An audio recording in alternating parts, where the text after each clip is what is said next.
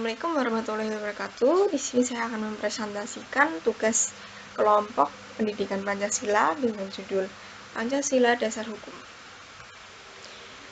Dengan anggota Elvira Masya Cahyani dengan NIM A11-2021.13.739, kemudian Adam Ramadan Firdaus dengan NIM A14-2021.0363206, kemudian ada Nur Syifayanti dengan NIM A17-2020.0013816, kemudian Rio Aditya Nugroho dengan NIM A11-2020.12640.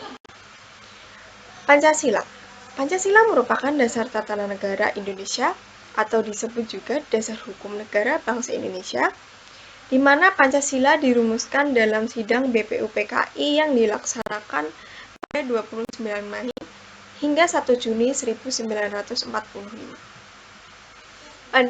Pada sidang pembentukan terdapat 3 tokoh yang mengusulkan rumusan dasar negara, yaitu Muhyamin pada tanggal 29 Mei 1945, kemudian Supomo pada 31 Mei 1945,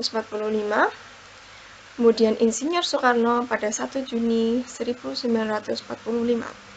Pancasila sendiri ditetapkan sebagai dasar negara pada tanggal 18 Agustus 1945 oleh Panitia Persiapan Kemerdekaan Indonesia atau PPKI. Assalamualaikum warahmatullahi wabarakatuh. Nama saya Adeni Nur Syifayanti dan di sini saya ingin melanjutkan materi Pancasila. Pada materi di sini tertulis pada sidang PPKI tersebut menghasilkan bunyi Pancasila sebagai berikut. Pertama, ketuhanan yang Maha Esa. Kedua, kemanusiaan yang adil dan beradab. Ketiga, persatuan Indonesia. Keempat, kerakyatan yang dipimpin oleh hikmat kebijaksanaan dalam permusyawaratan perwakilan. 5. Keadilan sosial bagi seluruh rakyat Indonesia. Baik, setelah menjelaskan isi Pancasila, di sini saya akan menjelaskan isi dasar hukum Pancasila. Apa itu?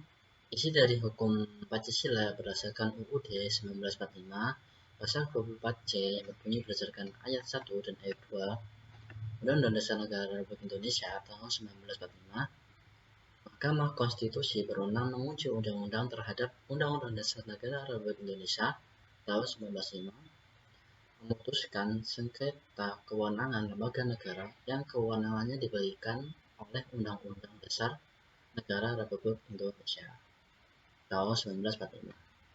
Itulah isi dasar hukum Pancasila.